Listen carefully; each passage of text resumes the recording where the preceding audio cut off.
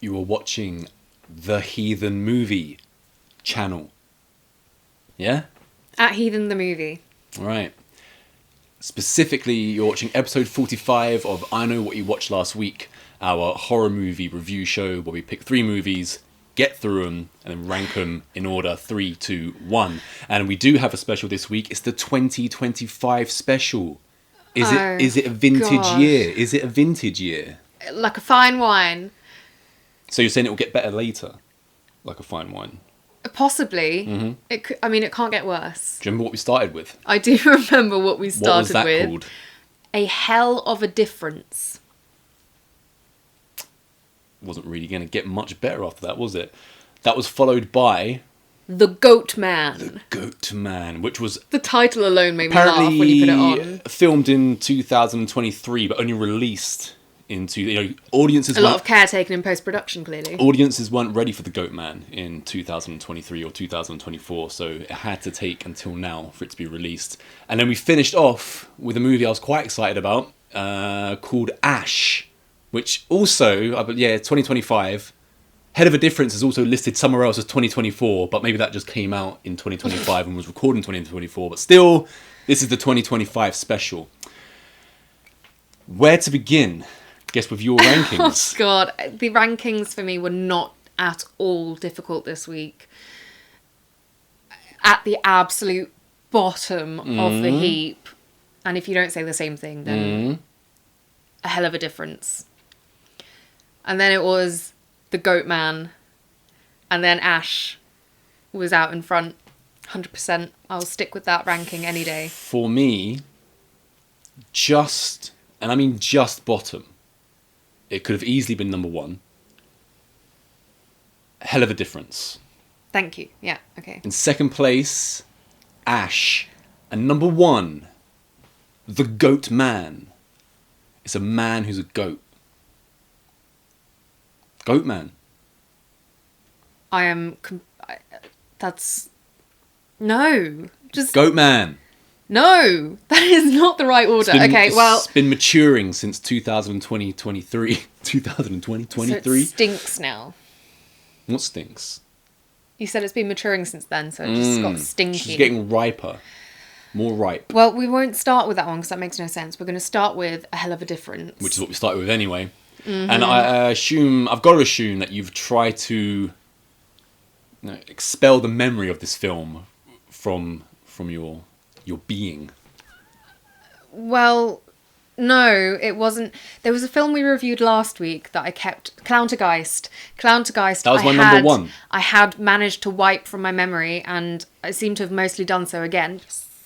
But this one, no. I was actually keeping it in my mind to try and think. I was like, this is so bad that you could think to compare it to the best bad movie in the world, The Room. But then I thought, well, actually, no, that's far too insulting to The Room.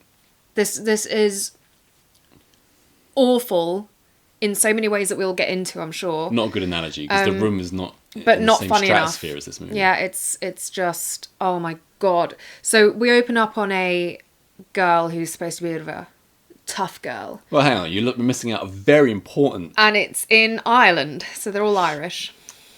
Well, yeah, mostly. We open on an Irish girl, an Irish schoolgirl, Hannah, our lead. Yeah, tough girl. And, she's doing this monologue and the camera is slowly going into her face.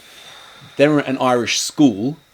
Then I realised it's an Irish horror. We've been all around the world. It took you that long to realise. All around. Well, when you're just opening up with just a character who's Irish, that's not necessarily going to be an Irish movie, is it? It's just an Irish character. But then when we get to Irish school, I was like, everybody's Irish movie. Now, before you interrupted me, I was going to say we've been all around the world with I Know What You Watched Last Week. You name the country, you've probably watched movies from there. This is the first Irish movie we've watched. That's so embarrassing. Now, so it set the standard. When the movie finished, I read a couple of reviews, because there's only a couple of reviews, and both reviewers, the guy who lasted the longest went 17 minutes into the movie before he finished. We got through it. We got through the whole thing. But part of the reason we did get through it It was so. Well, we have to review it. It was so bad. It was so bad. Now I could have just abandoned it, but it was so bad that after about 12 minutes, I just saw you squirming in agony at what was unfolding on the screen, and that brought me quite a lot of enjoyment. Even as we were watching it, I was thinking, I don't know how I'm going to be able to convey to anyone who watches this just how bad I mean that this was. Like, when I say bad, that it was supposed to be horror comedy, and there was no horror. Both. There was just the most painful comedy ever imaginable. The lighting was abysmal. The scene set up. I mean, the whole thing was like a bunch of school kids who were not raised in the age of smartphones, by the way, have just been handed a camera for the first time and been told, right, off you go, with no knowledge, and this is what they created. Well, I can't say it was any better than that. Let me fill you in on the knowledge was it a bunch of school kids? Of this movie. We'll get to certain parts and revelations later. So we're at the Irish high school, all right? Yeah. They're all standing around the locker, and we've got the redhead Millie.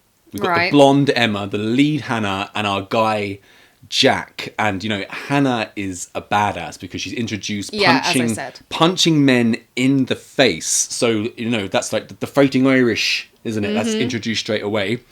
Could see her gutting a fish and stuff.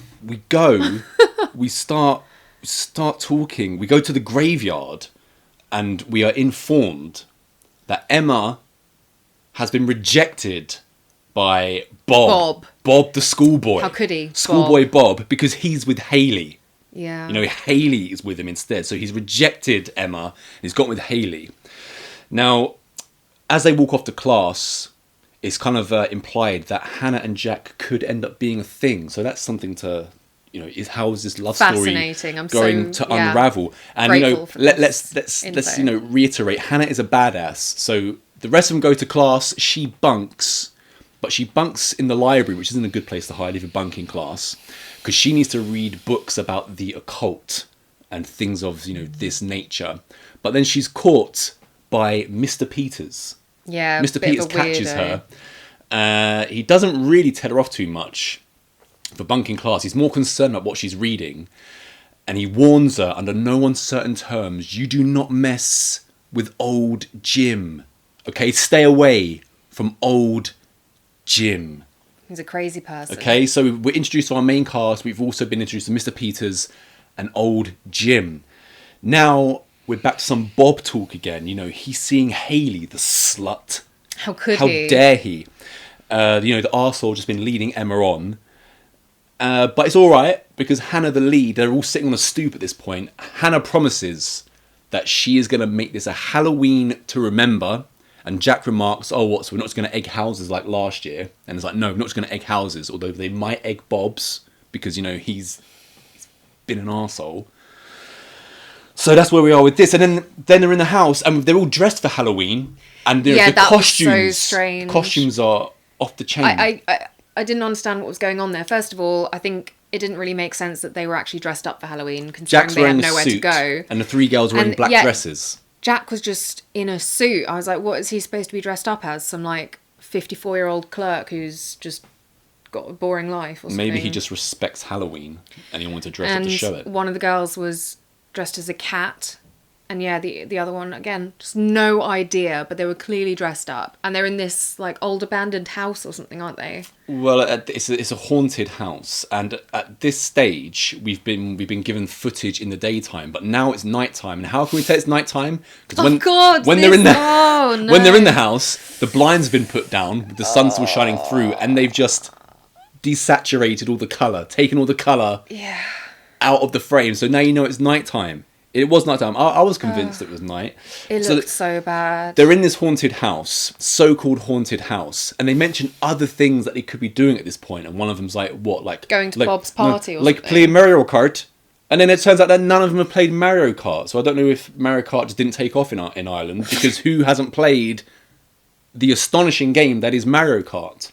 Their loss. Mm-hmm. peeling too many potatoes. So, But what they do instead is get out this occult book that she actually did manage to find. Was it old Jim who gave it to her? What it was, wasn't it? She tells a story, Hannah, that one night, 50 years ago, the owners of this house cast a spell and summoned forth a demon who haunted them. And it just so happens that Hannah has the book, as you mentioned. She's been given the book because she defied the teacher and went to see this crazy old man who spends most of his day at the pub, I think. And he gave her this book. And so she's like, oh, I know what we should do for Halloween for laughs. We should just actually perform this ritual and try and summon forth our own demon. Yeah. To which the other kids are a bit resistant. And upon agreeing, they're like, well, we'll do this as long as we can go back to Jack's house afterwards, have pizza and watch a movie. Mm-hmm. So you've got to do summoning of the demon first and then pizza. But in between all of this, Hannah was like, it's just a story. Don't believe everything you hear. Let's just read from this book. But before they read from the book, they mention a Miss Murphy, who must be another teacher at the school. And they mention that she was abducted by aliens. And now every time people are around her with their cell phones, their mobile phones, they just stop working. And it reminded me at this point of a good friend of mine has a useless brother who also says that he can't live near, telephone masts or walk past telephone masts because it interferes with his brain. And this same guy also likes to drink coffee in a place which used to be a men's urinal, and the urinals are still in the establishment. So that's where I was with that after hearing about Miss Murphy. I want to hear more about Miss Murphy. Does she go to hipster coffee houses that were former men's urinals? And so back to the book. Hannah's got the book. And she says, does anybody know any frickin' Irish? Because the book, it seems, is in Irish. So I'm thinking they're going to conjure an Irish demon. Yeah, like a leprechaun or something. I didn't think it was going to be a leprechaun. It's kind of insulting to the Irish, I think, that you're just going straight to leprechauns, Lucky Charms and stuff. So I thought they were going to summon an Irish demon, but it's just this demon shows up. By the way, he has a warp voice. They're like, oh, does anyone know how to pronounce this name? Let's just go with Devon. So they call the demon Devon, which, by the way, I'm sure was supposed to be hilarious. Whoever wrote this and director was probably like, oh, that's so funny. Look, it's a demon, but we're calling him Devon. Why is that funny? Because it's such a non-demonic name. Mm-hmm. That one's been over my head, clearly. The writers have got me there. So he turns up. So the demon shows up. And he's in a hood and stuff. He can't really tell his face at this point. And he's got warp voices. How dare you rip me from the fields of Hades, you cretins. And then he quickly turns off his warp voice and asks for a group hug. And they haven't summoned an Irish demon. He's English. Yeah, he was English. And what I enjoyed about this demon was that in every scene, he's got different makeup. What do you think of the look of Devon? It was great. It was so brilliant because many a time you could see his human, just regular skin between his t-shirt and where the makeup starts. One of the shots he was quite a bright red. Another shot he was almost black. And yeah, it was just like whoever did the makeup effects on this was just like, I think Devon might have applied it himself, because it was just could have done red paint with some black eyes and a wig of which I've never seen the likes of but before. As I said, the continuity on that was just absolutely shocking. So Devon's here now. Devon the demon. He's a very friendly demon, which again is hilarious, isn't it? For a group hug. And it turns out that he needs to corrupt a soul so that he can earn his horns in heaven. And he's hell. And then he's like, his horns in hell. And he's like, maybe I'll just kill you lot. Not really, just joking. That's like the type of performance he's doing. And so, of course, the kids, they've brought Devon along and they ask him, why should we help you? And of course, the answer is because of old Jim. I can help you with old Jim. Right. Well, either way, they decide that they need to help Devon to corrupt a soul. He needs to corrupt a soul by Friday. In the meantime, they decide to take him to school with them. But, he's stood there and... Hang on. Before they decide to take him to school, once they decide that, we're going to huddle and we will help Devon, they then decide, look, you, Devon, just wait in the house for us overnight. We will come back for you later. And in between, they go to a field... our main cast, leave Devon in the house, and then there's more talk about Bob, the bastard, You know, he's let down Emma. He's with Hayley, the slut. And they start talking, maybe we should kill Bob. And he's like, no, that's too far. We'll just scare him. So they go back to the house the next day where the demon's just been hiding out in like a room full of boxes. And at this point, it became apparent that the setting of this, it's just someone's house, isn't it? It's just someone on the crew's house.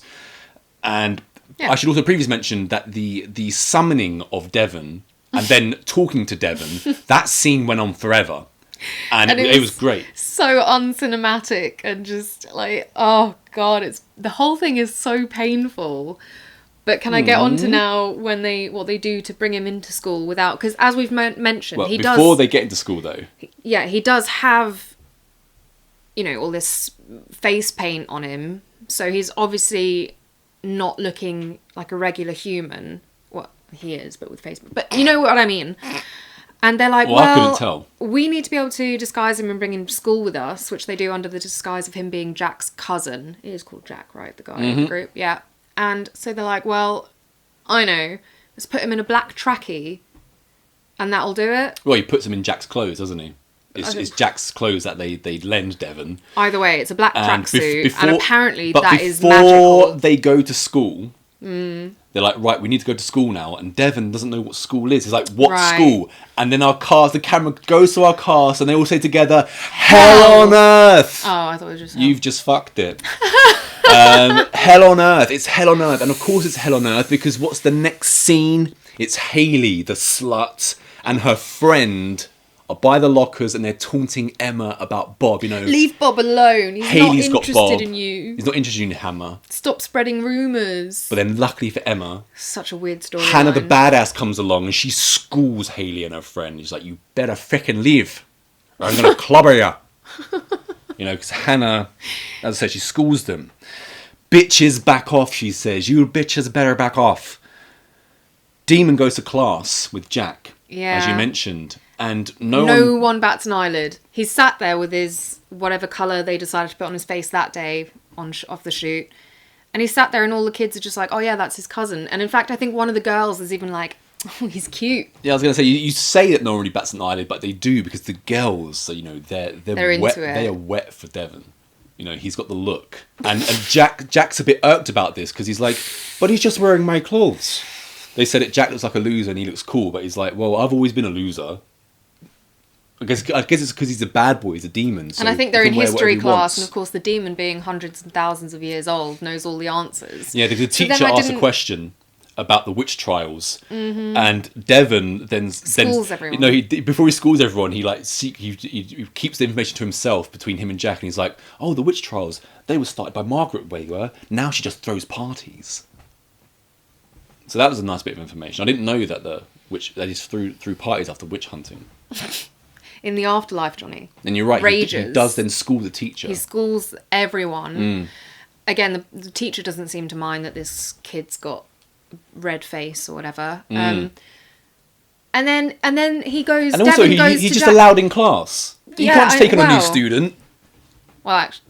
Anyway, he's like turns to Jack at the end. And is like, "Yeah, you're right. This is hell." And I was like, "It's fine for you. So you know every answer like that."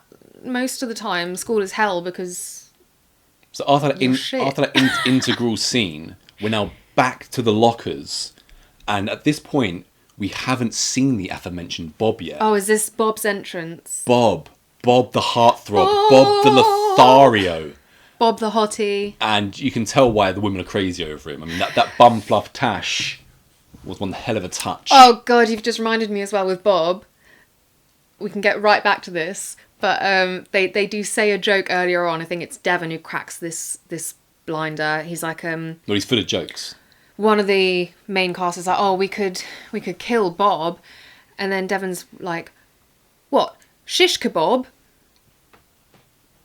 Well, I almost cracked up. I almost cracked up. So that's good stuff. Bob is Devon is delivering great stuff. So we see Bob at the locker confronting her, being like, "Stop talking about me. I'm not that into you." No. It's more like this. Bob is explaining to Emma. He's like, "I don't know if you heard about this, but there are things called leagues, and I'm well out of yours. He's not. He's not He's out of really anybody's not. league. No. And then as he walks away, Emma's like, "Enjoy your slut." That'll teach him. Yeah. That'll And then teach at him. this point, they decide to destroy him. And why? They're going to destroy him. Why are they going after the girl? They always do this. It's like if two girls want a boy, it's like the other girl is the enemy, not the guy who's like dumped you to go with someone else. Devon then also informs us that I think it's his brother, a demon brother of his, invented the stubbing of the toe because he's so evil. Oh god. Yeah. Also, we find out throughout all of this time that You're going to be. I guarantee you're going to skip Jim? ahead. You're going to skip ahead. I was going to explain old Jim's. No, too early. No? Way too early because now Chloe's here. Chloe is Jack's sister. Right. We're now introduced to her, and they, we've got Devon sitting in her house, and she's like, "What the heck is this thing?" And they inform her that they've summoned a demon. Mm-hmm. She's not best pleased about this, but then it turns out she's got a bit of knowledge as well, and she suggests that they all go to old Jim. Even she's heard of old Jim. Well, she also decides to help because she's got someone that she wants to punish. You know, if the demon can do them all favours once they get him his horns, she wants her boss or manager or something punished. To get to old Jim, though, they have to get past the bouncer at the club. Oh, God, this bit. Oh, my God. Yeah, so they get to this bar and there's a bouncer, so you have to be over 18 in Ireland. And he's like, "Have you got ID?" And that's like, "No, none of us have ID. None of us do, except look at this guy." And then Who? they're like, "Show him." So Devon, he's had his hood up and was stood towards the back. He just comes in and goes, and that's it. Apparently, that's enough. The bouncer's like, "Yeah, all right. In you go. Enjoy yourselves." And the What? entrance to this club, No, which turns out to be a what pub. the hell was that? What was that? Explain it to me. It seems like it's affected you more than it affected me. I just thought it was part of the course of the story at this point. I'm learning about Devon, the character of Devon. What was more in my head was they said we're going to try and get into a club, and the bouncer is standing outside someone's front door. Yeah, we could leave. We could take the camera with us now and just go and stand by our front door, and that was the club. And then you get in there, and it's a pub. It's not even a club. It's an old man's pub. Yeah. Yeah, it is. Just full of old men. Because Jim is an old man. Yeah. And it turns out that Jim knows all of this stuff and has this book. Well, because he knows is Devon. actually He's a loving demon. Devon. He's loving Devon. Yeah, because they knew each other in hell. Mm-hmm. And this guy's managed to get out into this old Jim body, and he's trying to help get Devon out. So our cast, our main four with Devon, are sitting with old Jim at a pub table.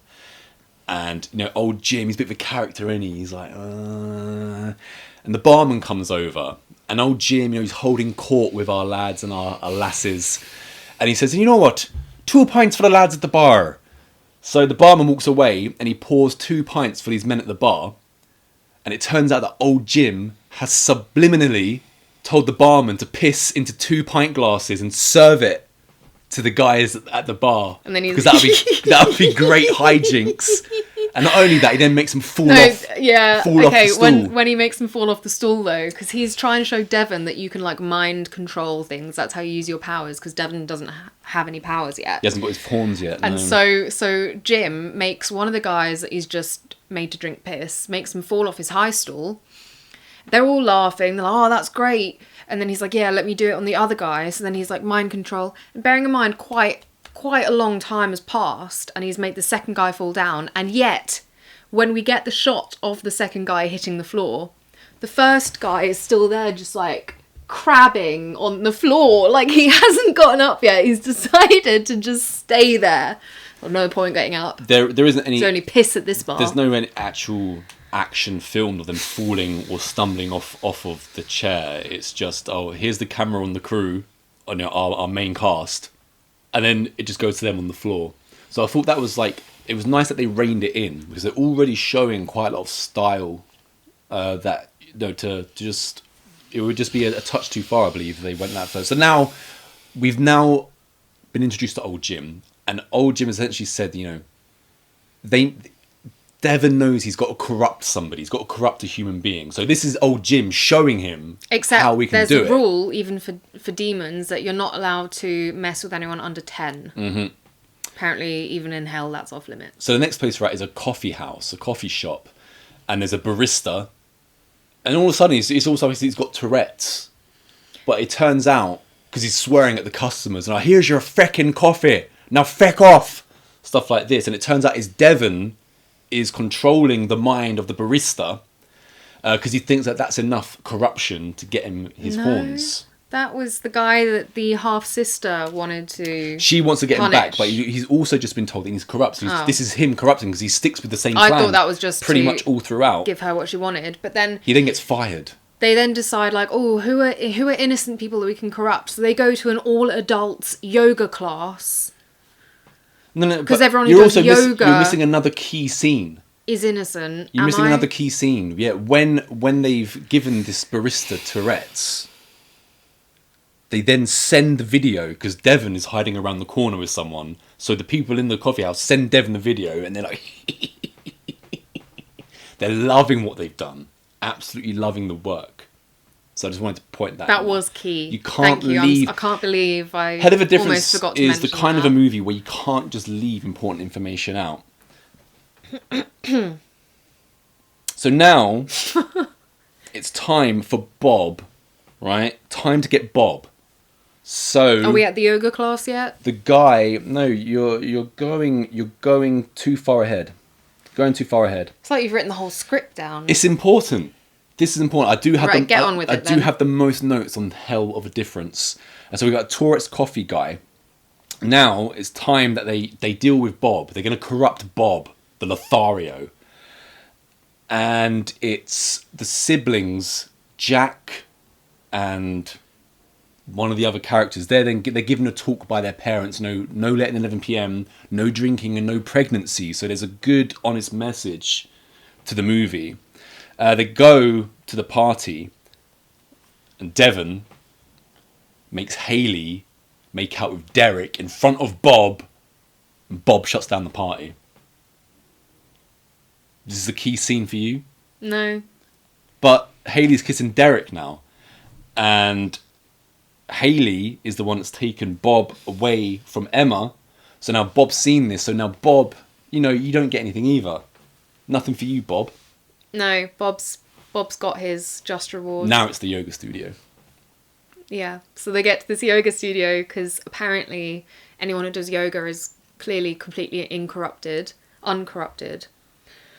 And to corrupt them, Devon just mind controls them to start like swearing at each other and going off at each other. And again, this was like, if you've ever seen an acting class for beginners and you've just been That's an told the insult to whole beginners. group, like, yeah, go ahead, just ad-lib being angry at each other. It was so painful to watch. What, you mean the 3 inhabitants of the yoga class, the yoga studio, just milling about and, using any swear word they want to use?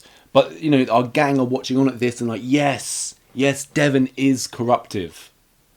He's a corruptive force. Kind of idiots. I mean... So they do this. They've done that now. They've corrupted the yoga class. So what do they do? Well, they didn't. They It didn't go work, did back it? to old Jim to let him know. Because adults are already They go back to corrupted. old Jim in the pub to let him know.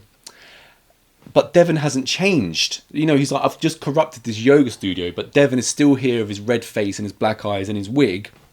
So then old Jim informs them that most humans aren't honest. Far from it. Have you ever stolen a sweetie? Oh, yeah. That was so weird. Have you ever cheated on a test? Have you ever downloaded a movie illegally? So Yeah, so clearly, I mean, if you can't go below the age of 10 and you need to find someone above that who has done nothing, like not even stole a penny from your neighbour's house or something.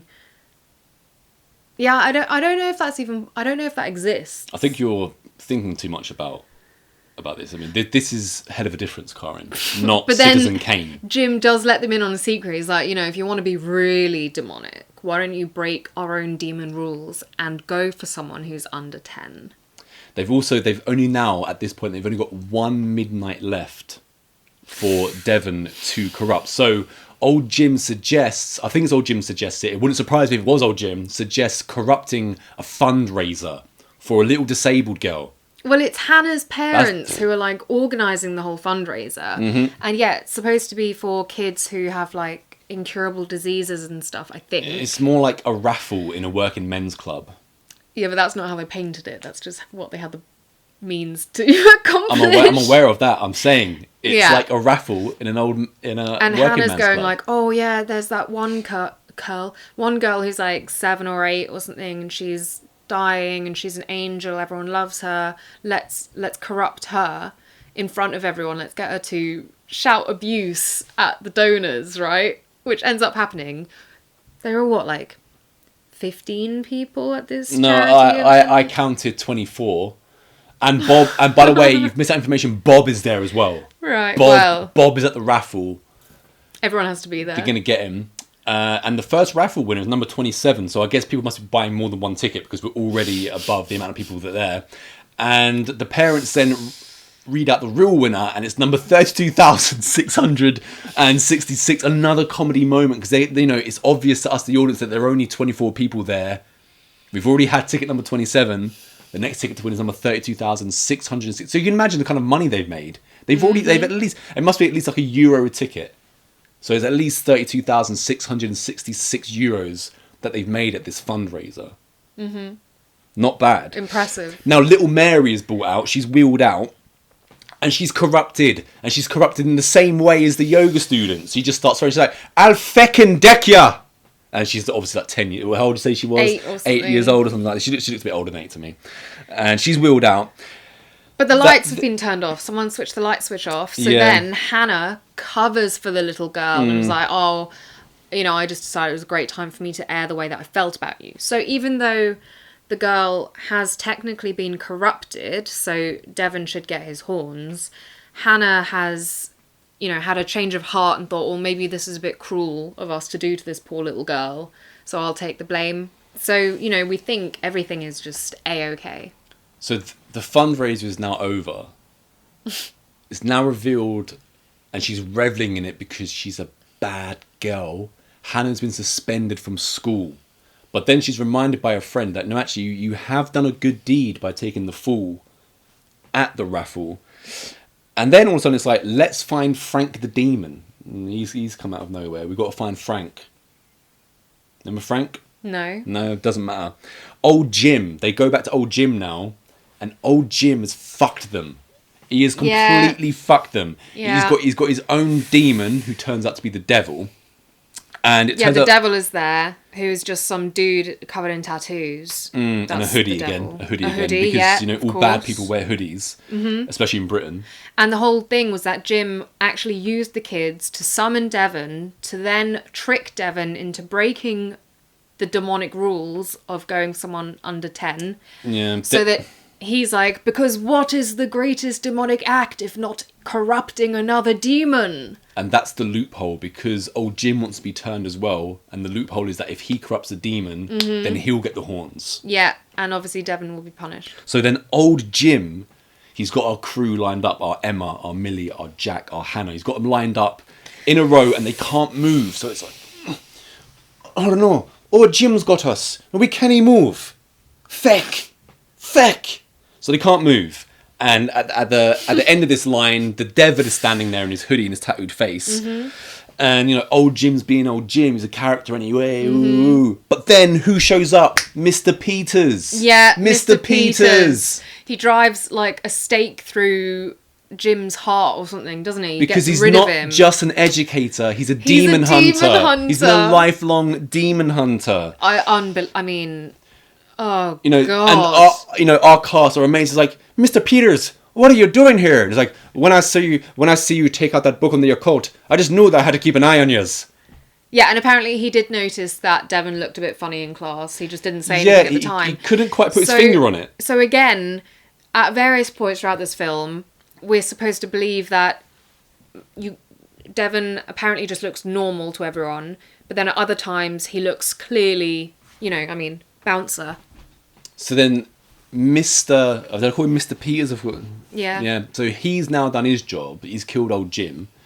But the devil is still there. And he's like, oh, I won't kill Devon because, he's fine. So the devil, the tattooed devil is there that old Jim has summoned. And he decides that he's going to take Devon back to hell with him. Yes, to be punished because he broke the rules. Yes, but the badass Hannah, she steps in again and she schools the devil. She schools the devil, and the devil decides to let Devon stay and, you know, give him another chance. Give him his horns almost. To corrupt. Yeah. You know, the tattooed devil says that Devon has been quite the adversary. So, you know, he gets his flowers in the end. So yeah, Hannah schools the devil, sticks up for Devon, and then the devil makes Devon a demon. He finally gives him his horns. Yeah, and it's then what we've all been waiting for. Devon, in his heartfelt way, says goodbye to his newfound friends individually, and, you know, he cracks jokes. He's just joke after joke after joke with Devon. I've wanted to eat you since the day I saw you. And while we see all this, we then, you know, our crew are together again. They just happen to walk by a house, and the curtains are drawn. Sorry, not drawn. And they look into the house, and there's Devon. He's causing all sorts of havoc. You know, there's bloodshed because now he's got his horns. He's a fully fledged And demon out to kill people. He does a Pennywise It remake and holds someone's hand and arm and waves it at his newfound friend, and saying, they're all "Look very how happy evil with I am." themselves. But then, twist, it turns out that this was all just a load of baloney. It's a tall tale that Hannah has been telling her teacher as the reason as to why she hasn't been at school. She's the ultimate bunker. Was it a tall tale, or is it the truth? And Well, you just didn't that's the believe thing. her? It's ambiguous, isn't it? So you're left to your own devices. It's that kind of movie. That pretty much runs us through beginning to end. You know, we've had Bob's story, we've had Hannah's story, we've had Mr. Peter's story, we've had old Jim's story, we've had the devil. You've had everything in this film. What I noticed when I got to halfway through, 2/3 of the way through, I wasn't even noticing the ridiculous of Devon sitting there in his makeup anymore. He was just like part of the movie, and I was thinking to myself, I quite enjoyed Devon in this. I think in another movie, if you would put the character and the makeup of Devon in something else, he gave it his all.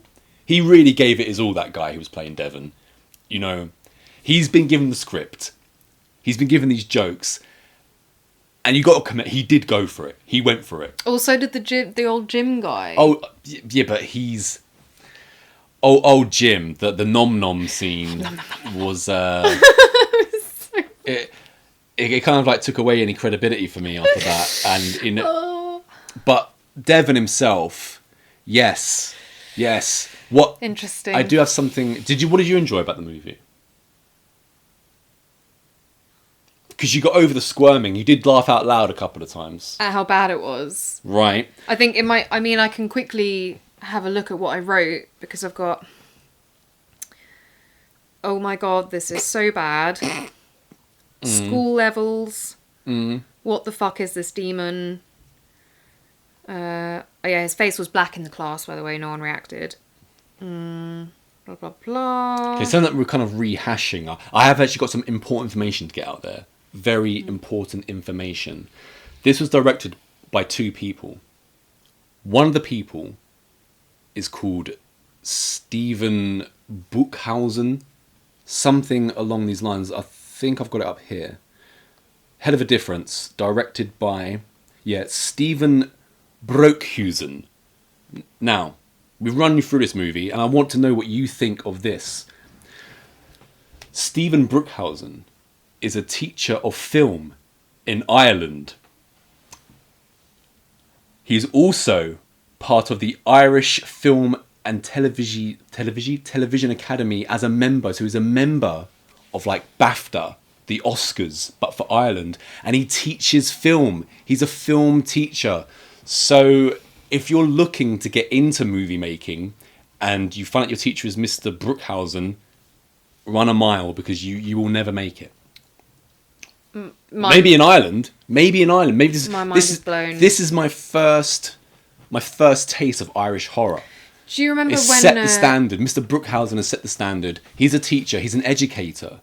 Not just an educator. He's an auteur. He's a writer, a director, an artist. He's just a flat-out artist. Do you remember when we were reviewing Book of the Witch and I started out by being a bit negative about it and then you told me Oh, really? the constraints and my mind was blown and I thought, wow, these people are amazing. Now it's equal level mind blown, but in horrified shock. How is this person teaching film when it looks like they've never handled a camera in their life before this moment? He's a member of the Irish Film and Television Academy, IFTA. It was so bad. It's right up there with the worst films we've ever seen. And we've seen a lot of crap doing this show. Well, we've seen this is episode 45, so 3 movies per, so 135 movies we've gone through. And Head of a Difference, it's certainly separated itself from the rest of it. I do think this is the guy, Mr. Brookhausen, as his teacher. I think he's got his students together and made this. I think it is an Amdram movie. It must be an Amdram movie. It has to be amateur dramatics. And, as the young people that... By the way, Mr. Brookhausen is not young, but the cast are young. I commend them for getting something out there. I definitely commend them for getting something there, but but don't listen to your teacher.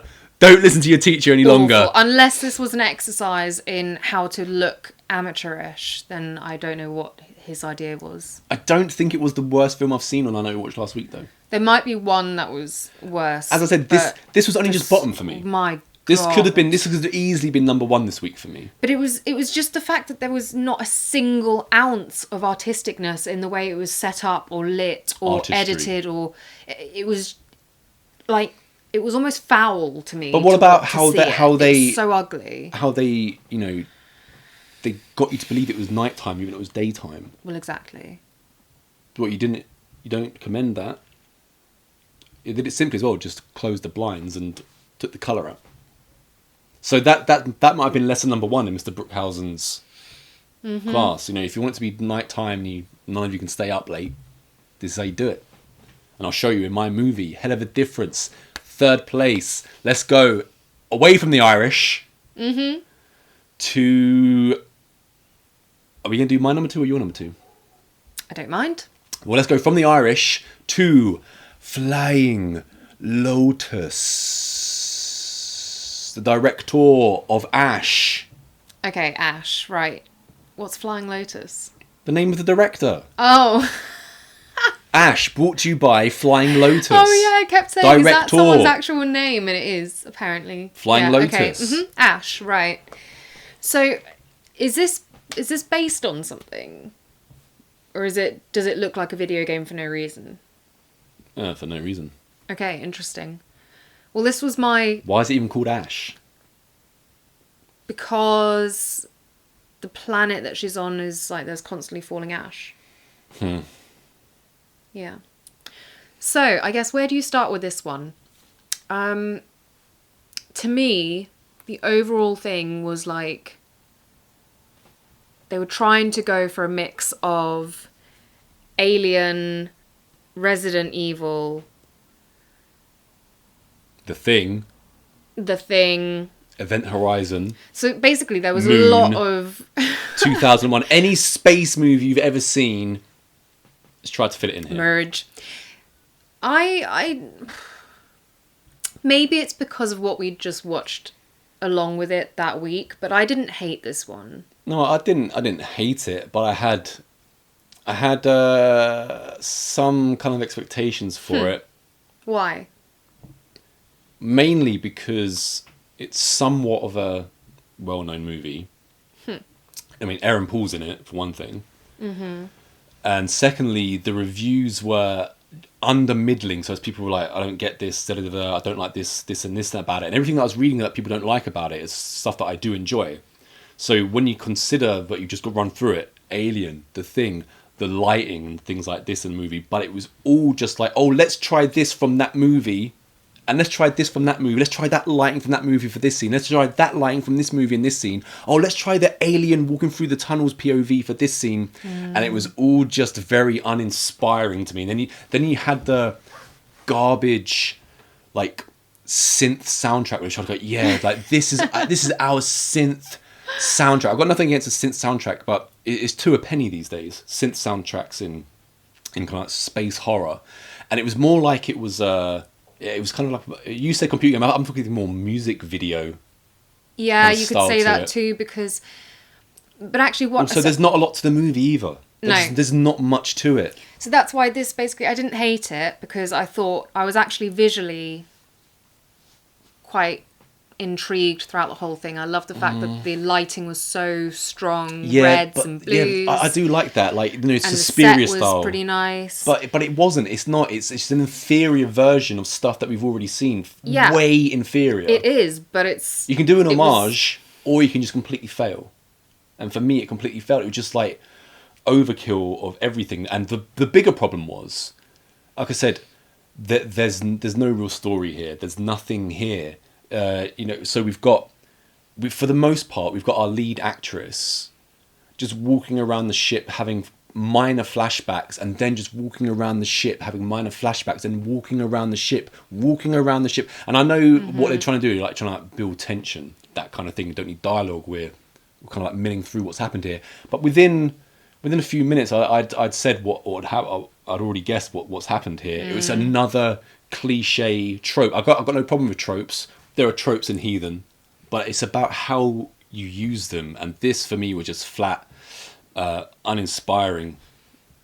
Yeah, I'm not disagreeing that it was a poor imitation of all the things that it reminded me of. And artistically, for you know, story and things like that, I can't give it any points. But I don't think it even got close to poor imitation of these things. I still think That's how there flat was I think nothing. It was flat. There was nothing painful about it, which is Well, what I found such a relief quite painful about it nowadays. was the CGI/AI backgrounds and things. It was just so. It was like, oh, what I want is a kind of a world in the distance, and like the atmosphere is almost moving. We've got stars in this, and they kind of like said that into AI and just gone with the first thing that came up. Was like, yeah, that's what I meant. And there's no real, there's no depth put into it. It's just, oh, this is what we want. There, we've got it now. It's not like we're going to place this in here, that in here, that in here. Also, there's no explanation, and I don't mind no explanation for stuff. But when we then are kind of filled in, as I said, our main character, our lead girl, she's mostly just walking around the ship and having flashbacks. When we go and see the flashbacks, when the other members of the crew are still alive, it's so like cut out carbon copies of other space crews that we've seen, and there's not the dialogue is not great. It's not great whatsoever. But this is why I said that hell of a difference was only just bottom, because considering what they have to make their movie and stuff, this one is so far up his arse. And I don't mind movies where they kind of like, if you want, for want of a better word, pretentious or whatever, or you know, have big ideas and stuff. But this was just the guy doesn't have it. He doesn't have it. So basically, the storyline Stupid here music, is uninspired, that rehashed. this woman wakes up on another Flashbacks planet. or flashbacks. That's not enough. You can get into that. Would you mind letting me summarise now? Thank you. So we get this woman who wakes up on another planet. I'm pretty sure I've summarised. She has no idea how she's gotten there. She doesn't know who she is, nothing. And she's walking around. And that is a problem as well. Just, oh, I can't remember anything trope. And then she sees like dead bodies around this space station. And then she also decides to walk out of the space station onto this other planet where we see, as I said, the ash coming down without any kind of like spacesuit or anything on. And then she starts having difficulty breathing and manages to get in. I was like, well, that was just so stupid in the first place anyway. Anyway, it transpires that she was part of a crew who had been sent to try and scout for new planets for humanity to move to. And she's in like the 27th crew to be sent out or something. Mm-hmm. And this planet seems to have the best likelihood to be the new Earth. And while she's been walking around, all of a sudden she bumps into Aaron Paul. Aaron Paul is all of a sudden on the ship. Yeah, right? He just shows he's up. not just Aaron Paul, he's Brian Boiled Beans. Yeah. Because in one of the flashbacks they get beans and they're like, oh, Brian's boiled beans. Brian loves boiled beans. So once she comes across Brian, do we have another flashback where there's this kind of portal in in the earth of this planet while the Yeah. crew is still alive.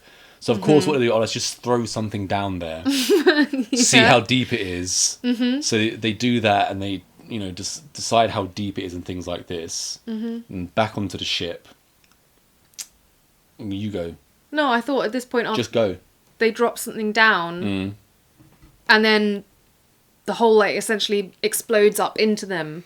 Yeah, and this is where this parasite thing, I assume, comes from. Yeah, I wasn't Right. very clear on where it came from.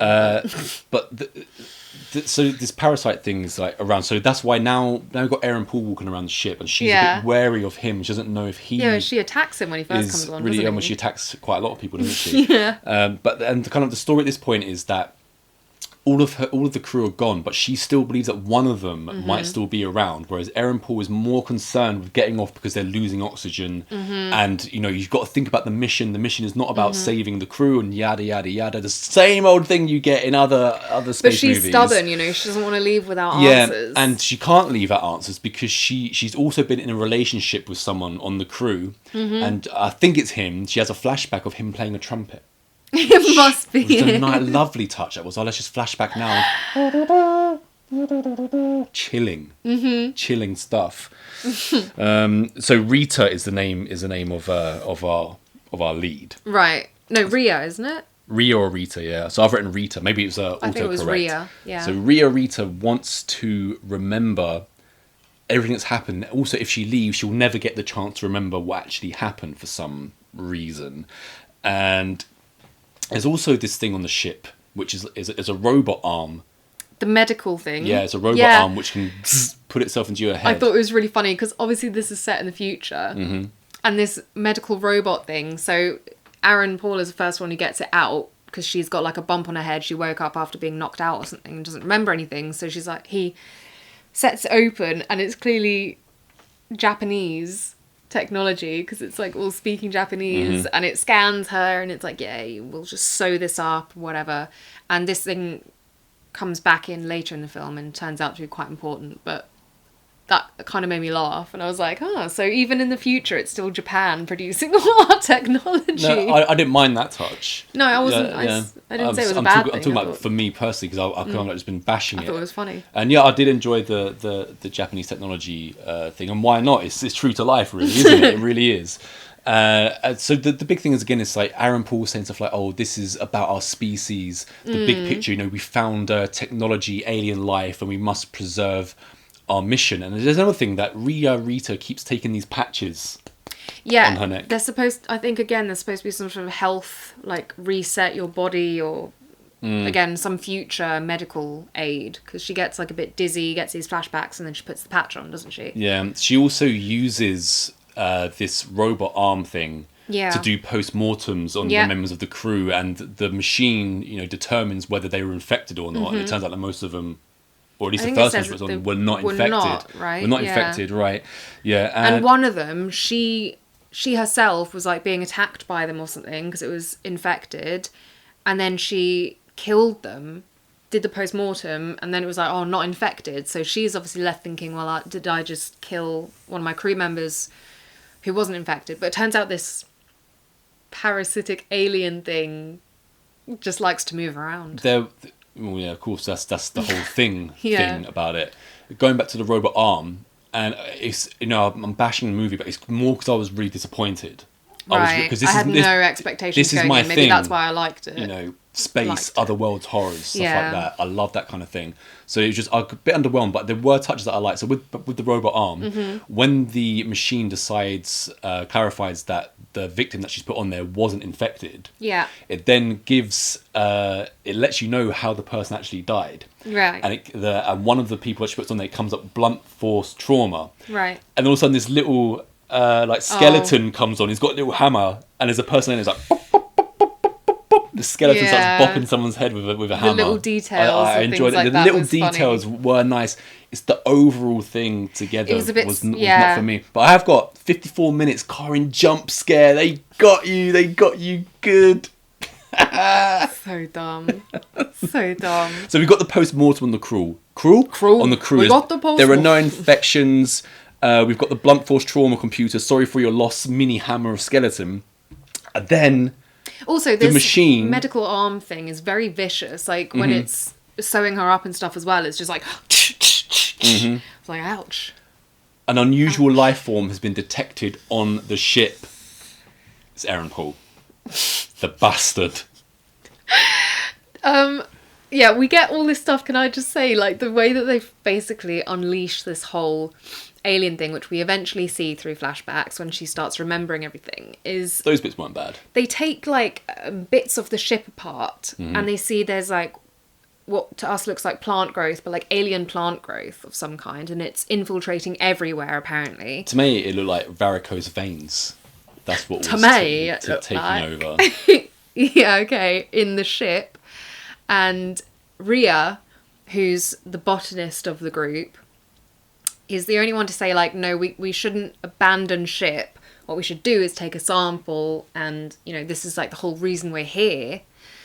So she goes to, like, take her little sample thing, puts it in the pot, and she goes and does her little experiments. And when one of the other guys comes in to talk to her about it, it cracks the pot, launches itself onto him, and is it his nose it goes up? It goes up through his nose. Out of his mouth. And then he attacks her because it's the alien. And, yeah, she manages to, like, get him somehow. It goes out of his mouth. It goes into someone else's ear. Yeah. And then eventually we see it. And then it goes into Rita's head for the psychological evaluation hole. Yeah, so she this, you know, bump that we said she had, this split cut in her head when she first wakes up the film, which then the medical robot stitched up. We've seen that the reason it's there is the creature went through this hole in her head and has been controlling her, like, the whole time. But it can't have been that, because this was the thing. It kind of fell apart. I was like, it made not much sense. When it gets into her head, it's then talking to her, because we have that eye. There's just an eyeball. Yeah, that was weird as well. And there's an alien language being spoken, but I think we have the subtitles. We must have subtitles up, because I've written lame alien speech. Yeah, it's saying, like, we've chosen you. You are inefficient and doomed. And as a species. It's a great privilege to join our existence. When she hears all this, she then gets back to the robot arm to, you know, remove the parasite in her head. Yeah, because obviously Aaron Paul didn't show her the full report and tricked her into thinking she didn't have anything in her. But now she's seen it, and we get the scene of her being just, like, violently attacked, essentially, by this robot thing, trying to get the parasite out of her. And then we get Aaron Paul as the Thing. His big floppy head. That bit was cool. I know it was kind of funny, but it was also cool. It, yeah, so... But this, again, made no sense, because the whole time the dead bodies have been dead bodies, and it seems like, you know, the alien insect parasite thing leaves it when it's dead. But then it decides to go back into, I think it's Aaron Paul's dead body, right? To use that to attack her after she's had it It's excised. even more powerful in a dead body than what it is. Which makes no sense. I was like, why didn't you just stick in a dead body from the beginning? But yeah, I don't remember why. But yeah, his face has been split in two. I think there's like an alien face here, and you just get this SFX of, like, the dude's floppy head just going around. I absolutely loved it. And how of course, how do you get rid of this thing? You flamethrower it. Yeah. Only a flamethrower will do at this point. And, you know, also before Aaron Paul's head comes apart and he's got these flappy bits and stuff like that, before that he's walking around with what I want to call, like, a new age space moon mullet. You know, he's still hip on Earth, but it has more of a space edge. Very nice. And for the most part, he's just being... I don't think he got much experience of you haven't even seen Breaking Bad, have you? No, I've a couple of episodes. Everything that I've seen him in since, people are just kind of, like, using him in a very similar way. And what I'd say about Aaron Paul is he's clear that someone who has seen Breaking Bad all the way through, he really does have chops. He's got a lot of talent, and I just feel like people don't use it. They don't use him in the right way. They never use him in the right way. There wasn't anything interesting about this. He's one of the only guys where it's the end of Breaking Bad, where he's just, you know, he's driving away, and he's not saying anything. He's just, you know, acting, being whatever emotion he is. And it affected me. I was like, wow, he's really putting the emotions through. Like he does have serious chops, and I've just never seen him used to his full No, potential. it was Unfortunately, quite just the performances. There wasn't anything bad in any of the ones in this film, I but there would wasn't say anything the great lead either. girl You didn't like Rhea?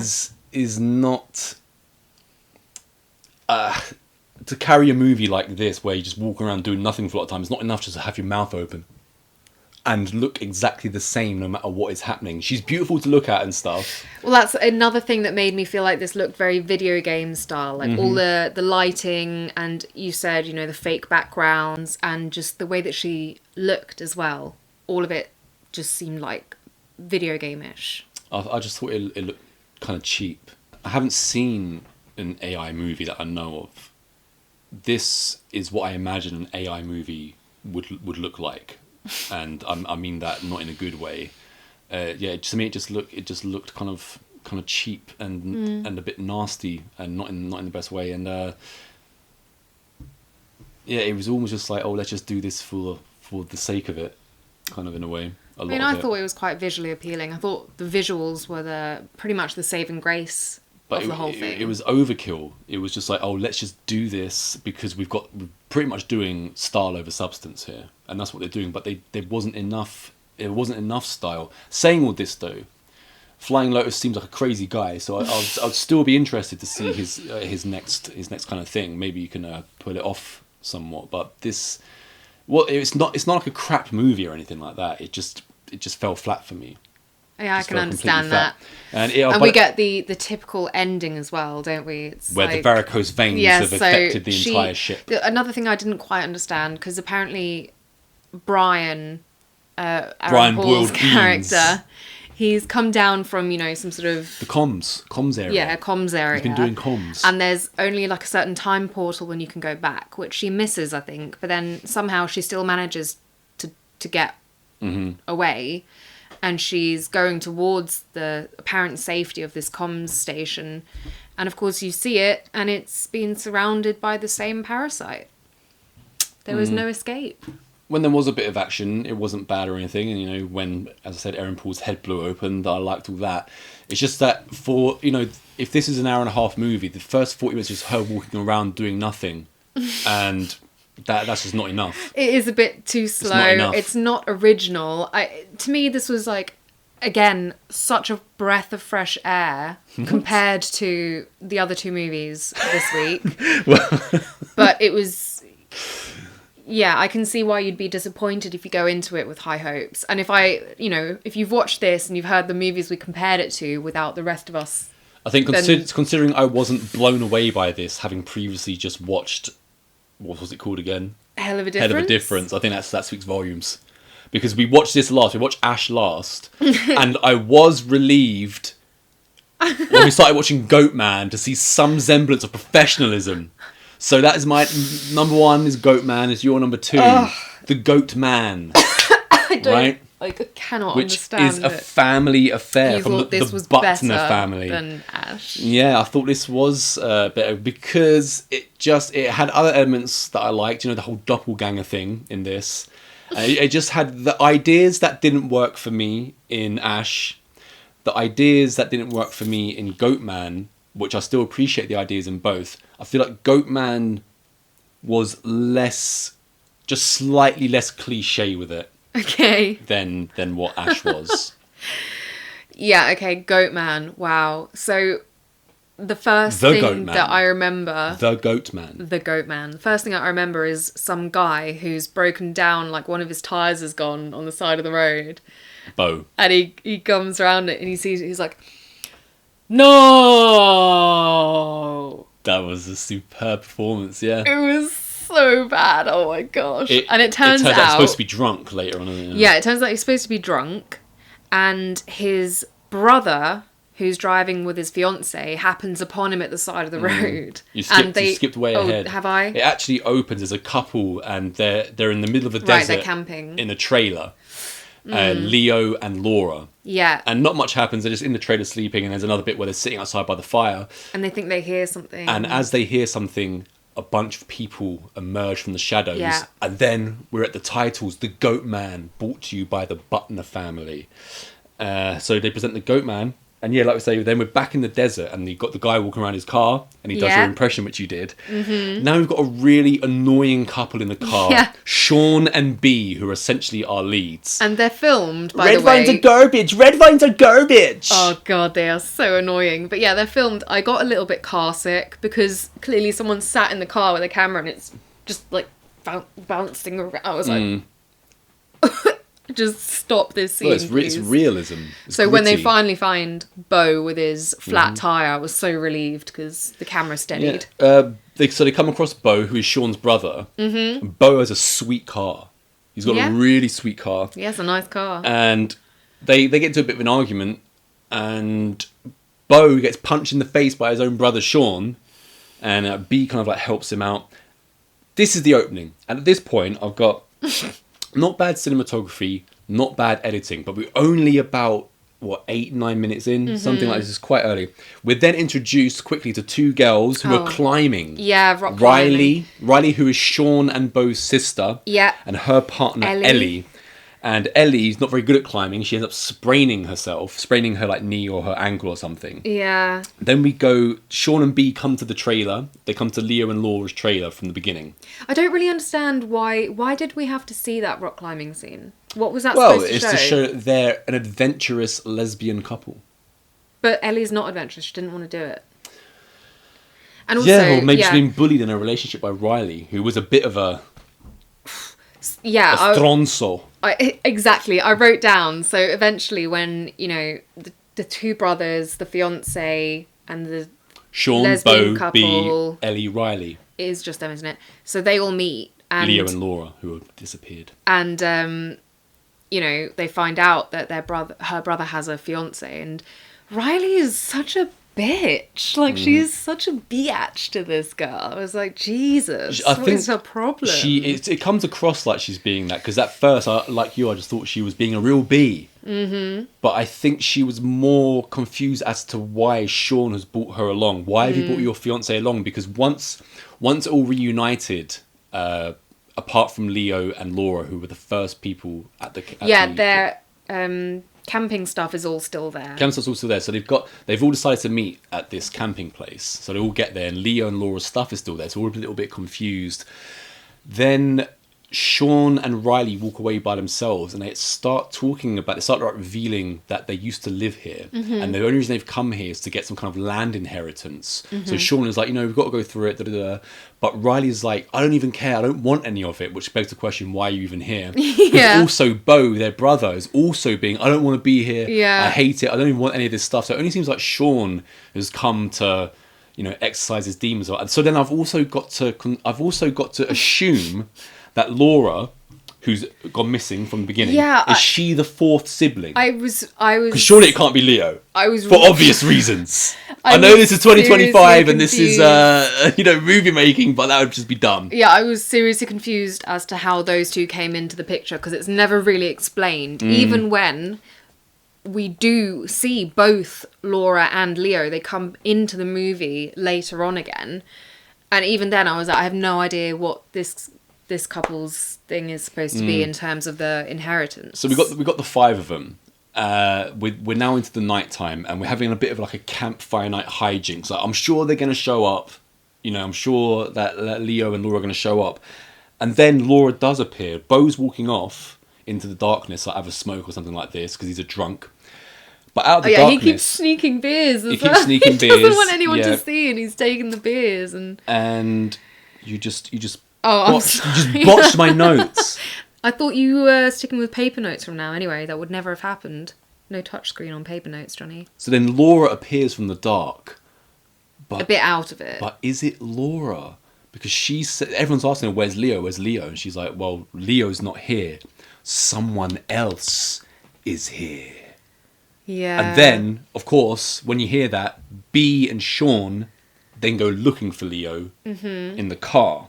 So we've got Sean and B in the car, and they come to they drive to the house, but it's just a non-existent house. It's obviously burnt down, hasn't it? Because there's very minimal foundations. I think they do say actually it burnt down, and he's like, wow, I didn't imagine it would actually be like this far gone. And this is on the drive over, he mentions, we have to look for Leo in these like Rocks. Yeah, there's like a series of like a cave system or something that they used to play in all the time when they were kids. Why the hell are they living here in the hang first on. place? No, that must mean that Leo is the other like inheritor, because they're saying that when they were kids, you know, the Bo, Riley, the guy, and Leo used to all play in the cave system. Do you know the overriding feeling I got that he is the brother, but I was thinking to myself, no, I must have got it wrong. I must have got it wrong. Yeah, not in like any way to make this negative, positive, whatever, but just the facts is It doesn't matter. People will watch it, right? So it doesn't matter. So Sean then leaves B in the car, and as he wanders, he's like, "Oh no, I've got to explore this place by myself. You know, this is my thing." So he leaves B's fiance in the car, and then while she's left in the car, she starts looking into the rearview mirror, and she's just staring. She's staring at herself. And every time the camera goes back to her staring at herself, she's always like moving slightly. But when it goes to the mirror, she's completely still. So we're kind of like so she's getting freaked out as well. We're being given the idea that there's either something taking her over, or she's already kind of like being taken over by kind of a doppelganger kind of thing. So this then happens. So she has this intense stare in the mirror.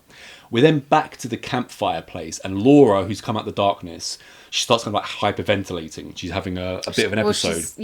And we were switching between. So we get Laura hyperventilating, back to Sean, who's gone to the house, who's now walking through the dark solo, having a weird sing-song to himself. Do you remember the inaudible sing-song? Looking for the Goatman. Very strange. And I remember him coming across a skeleton though, right? Yeah, he comes across some skeletal remains, and then we're first introduced to the no face people. Yeah, like those cloth mannequins that have no features. It's just like, yeah. So seeing these no face people, he then runs back to the car where B is waiting. He drives back, and we're now split back to Laura, who's been hyperventilating at the campfire. And she's going through a transformation. She's like on the floor, kind of squirming everywhere. And she attacks Bo, and right? Yeah, she spits her teeth out. She spits her teeth out, and she clobbers, I think, Riley or Ellie on the forehead, and she starts to bleed. And that was a really good part. So again, we're not quite into it. That with all the teeth coming out and all the blood, that was all shot really well. She then gets dragged off into the darkness. Mm-hmm. So she's gone again. Another thing, though, just before that happens, so whilst Riley's clobbered. Whilst Laura's at the campfire, and, you know, no one knows where Leo is, the other two have gone off, so we're left with Bo, Riley, and Ellie. And I can only assume, obviously, like, Laura must be their close friend then. Right? If Leo's the brother, yeah. But she is, and she's acting a bit weird and cryptic and clearly, like, I'd assume in shock or something. And they're just like, I can't be bothered with this. Let's just leave her sat out here by the fire. I'm going into the caravan.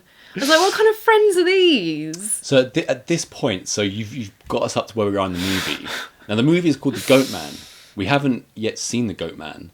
So what is The Goatman? Where did The Goatman come from? Why is the Goatman? All of these questions and others about the Goatman for the rest of the movie now will not be answered. It makes no sense. So, but we do get our first taste of the Goatman, right? So, is this the knocking thing? Yeah. So once they go into the trailer, something starts stomping outside the trailer. Like lots of stomping, and around the shadows into the trailer, we see the shadow of the Goatman appearing at the trailer door. We've got the devil head at the door with again, my favourite warp voice. Because, you know, if you're evil, you get warp voice. And it turns out once this episode is over, they bust out of the caravan, and there's Sean and B and probably someone else. And they're like, what Goatman? They obviously spooked the Goatman away, didn't they? Goatman. What's a Goatman? But there are like hoof prints in the sand. Then it's revealed. Scary. Outside the trailer, the outside cast didn't see it, but then Bo pipes up and says that he has indeed seen the Goatman before, but he didn't tell anybody because he didn't think anyone would believe him because he's a drunk. I don't think it was the Goatman he said he was seeing. He said because his brother has just seen this. No face person. It was the face person. Yeah, exactly. A no face person. So Sean says he saw a no face person in the trailer, and Bo then reveals, because at the beginning Bo's driving down the road and we kind of like see him like, He's definitely seen something. He's seen something. So now, a lot of the movie, it skips between campfire, driving in a car, campfire, driving in a car. So now... There's also a lot of like, these people go off, come back, then these people go off, come back. So now, if you're following, we are now with Riley and Ellie, the couple. They're in their car now, and... Is this when they've decided they're going home? Ellie's finally convinced Riley, like, I don't like what's going on here. Can we go home? Possibly. It could well be. But they're having an argument and there's sad piano music. It's like, you never listen to me. You never listen. So that was, it's emotive.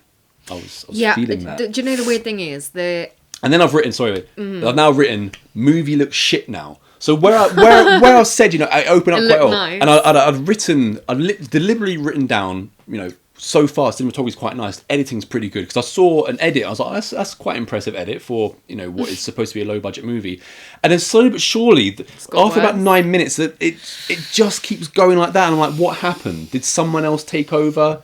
Did they run out of money? Did they just luck out at the beginning? Because at first I thought I was like, yeah, this is way more professional than hell of a thing. Then I think then it kind anything is. Then it kind of like gets not. But let's get back to the story. So we get them to, we probably said Eddie wants to go home. Right? Yeah. She doesn't even have any skin in the game. Right? I was just going to say though, all the acting was perfectly good, and I thought actually Ellie did a really good job. But my God, I found her so annoying. She was annoying because she was a bit like po-faced and. Yeah. The only one who was a bad actor was Leo. When Leo comes back in, I was like, wow, this guy cannot act. So they're driving and they brake because they've seen a body in the road. And it turns out it's their no-face dad. Yeah, well, Ellie keeps being like, I don't think this is a good idea. Let's just drive around it, keep going. And of course, Riley, having just said, no, I'll change. Don't break up with me. I'll do what you say. Is like, no, I'm not going to do what you say. You're not listening to me again. And so she leaves the car and goes to this body, turns it over and it's, like you said, she's like, my dad? Yes, no-face dad. So then not much comes out. They drive off. Ellie gets attacked as well, but they manage to escape. Now we get Sean and B's relationship is breaking down. So, there's fracturing again. There's group fracturing. Yeah, now Sean's and there's brotherly strains. There's brotherly strains. Sean's being an asshole to Beau. And now we get your favourite bit. They're back at the campsite. Not Ellie. Laura's had her teeth come out and been dragged back into darkness. Yeah. Here's Leo. Yeah. Leo has finally arrived. Leo's turned up. And he's asking about Laura.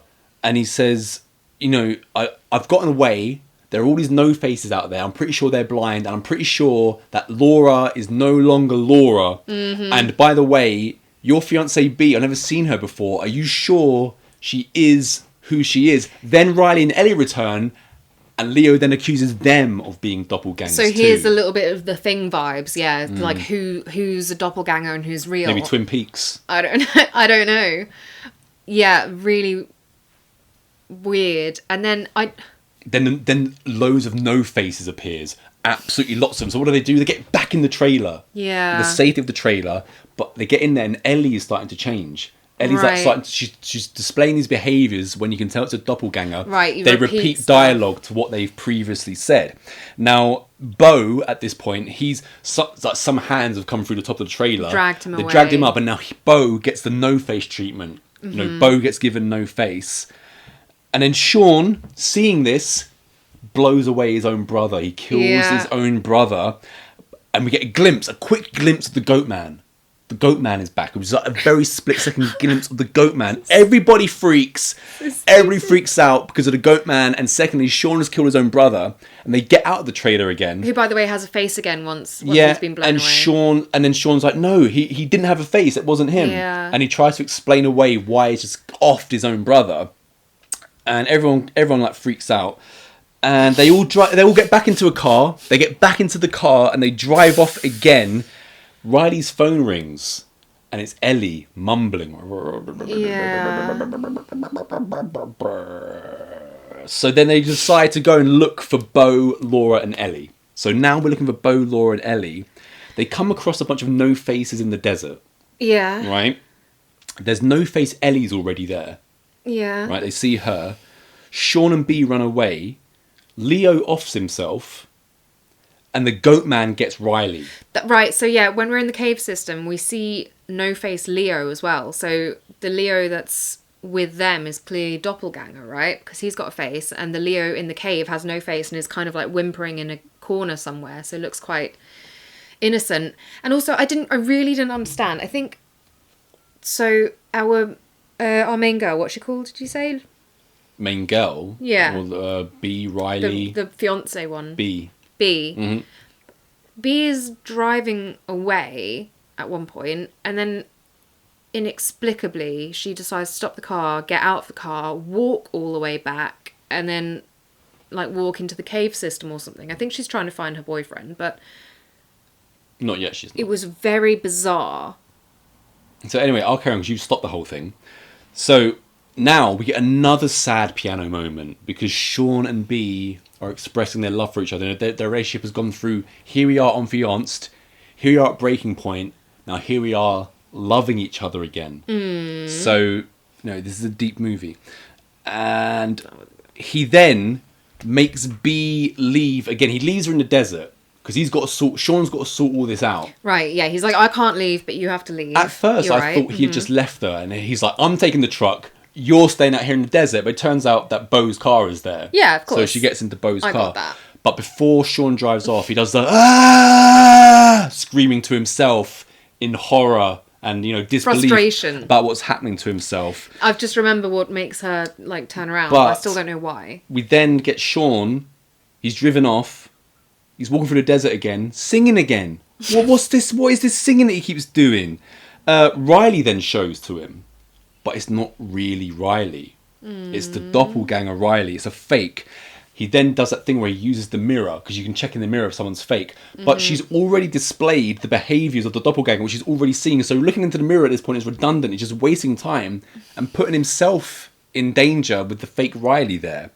So she's displayed. So then Goatman's shadow is then cast. Then it turns into his dad. Then it turns into Sean's mum. That's it. And he can't take these visions of his dead family. Like it starts to get to him. He gets to his knees. He's been taken down by his family. Yeah.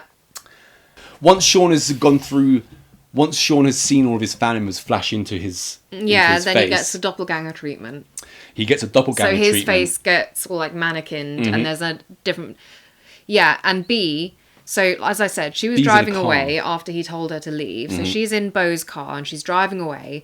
And then she stops the car and she goes and looks in the trunk and finds Laura's dead body in the trunk, which apparently is reason for her to then, like I say, abandon the car, walk back and try and look for Sean, I suppose. Now, the whole time, we've been kind of afraid of the faceless people. Oh. And apparently she's realised that they're not really dangerous, so she walks through a bunch of them. If I haven't mentioned it already, Leo says that he's pretty sure they're blind, so they're kind of useless. But they're still supposedly like we think attacked and stuff. That, yeah. But that doesn't seem to be the case because now she's walking back trying to look. So again, this bit was like this is where they lost me, was towards the end. So I think she's looking for Sean, but then faceless Sean, who is actual Sean, is on his knees. Is on his knees and like hugging her and like is really sad and pathetic. And she's like, "Oh, hang on, you haven't got a face. Like I'm not interested in you." And she keeps going, just leaves him there in the dirt. And then eventually she finds doppelganger Sean with the face. She comes. When you say she gets out the car and she finds that dead body. When she's walking through all the no faces, at first I thought, oh, she's accepted her fate. There's no way that by herself she's going to survive the no faces. She's going to be overran by them and everyone else has been taken.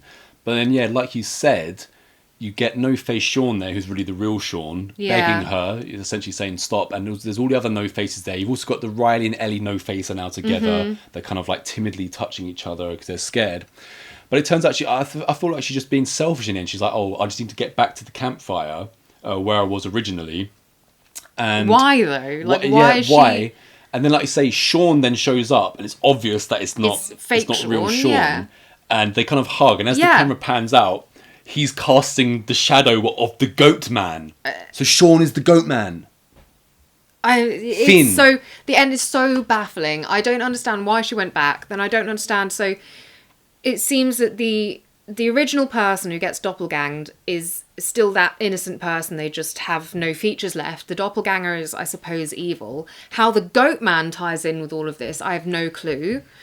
I guess he's their like overlord or something. And why she goes back in the first place, I don't understand. And then why she rejects her fiance without a face and then goes to the one that's obviously evil. I'm so very confused. It's not like B has just come across these no faces and doesn't know what it is. She's been explained throughout the whole movie. She's seen the no faces and she's been explained the concept of people being replaced. So why, knowing that she must know that it's Sean, otherwise she's just a div. She's a complete div. I hate her anyway. Red Vine's a garbage. Just die. Why, like you say, your go-to. the Goatman, it does throw up a lot of questions. Like I would have said, what was the Goatman? Where did he come from? What is he? Why is he? When they've gone back to claim this to inherit this land, when it's become obvious that most of the siblings didn't enjoy their childhood living in this Goatman world. What happened back then for them all to hate it? Like, I don't mind stuff being unexplained now and again, but when you're making a kind of like just a bourgeois movie like this, you might as well give it out, and they don't do that. And it was, and also, I also like it when you kind of like you rein it in, you don't show too much of the monster. But in this one, it's like, come on, show a little bit of the Goatman. I've come here to see the Goatman, not no face people. Where was the Goatman? What was the Goatman? What was the Goatman's business? I have no idea. This film confused me at the Maybe end. they're going to reveal it all in number 2, the Goatman Part 2. Well, it was definitely better than A Hell of a Difference, but I thought this was quite poor. On another day, I might have put I A Hell of also a didn't Difference understand, above. you mentioned, you quickly, when you were running through the like end bits, you said Leo jumps off a cliff. I didn't understand that bit either, especially because like that's the doppelganger Leo, so why is he offing himself? Maybe to confuse So confused. the others as to, was that Leo, was that doppelganger Leo, was it the Goatman forcing Leo to do this? I just don't understand what the answers. Well, let me real. I think Explain it to clearly me. this has been influenced by like kind of Skinwalker Ranch, something like that. It also goes to show how great of a movie, especially the remakes of The Hills of Eyes are, to base a movie in the desert. Because the same kind of thing happens in a way, like they're kind of like being haunted and attacked by these unseen things at first, and you don't know what's going on, what's attacking you, except for just different reasons as to why they're there. There's actual reason as to why they're there in Hills of Eyes, and the Goatman, I'm still none the wiser as to why he's there. Why is he in a specific place? Also, secondly, why would you set up camp so far away from the house where you're supposed to Because be going? there was some like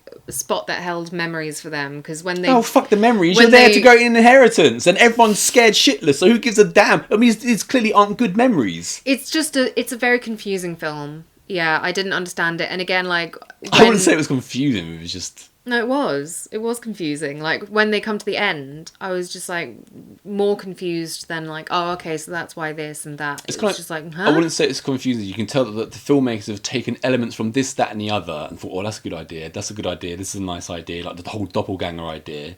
Yeah, but like, and just not like had the any of little it things meld like why together. does B go back? Like that will never make sense to me. Because B's an idiot.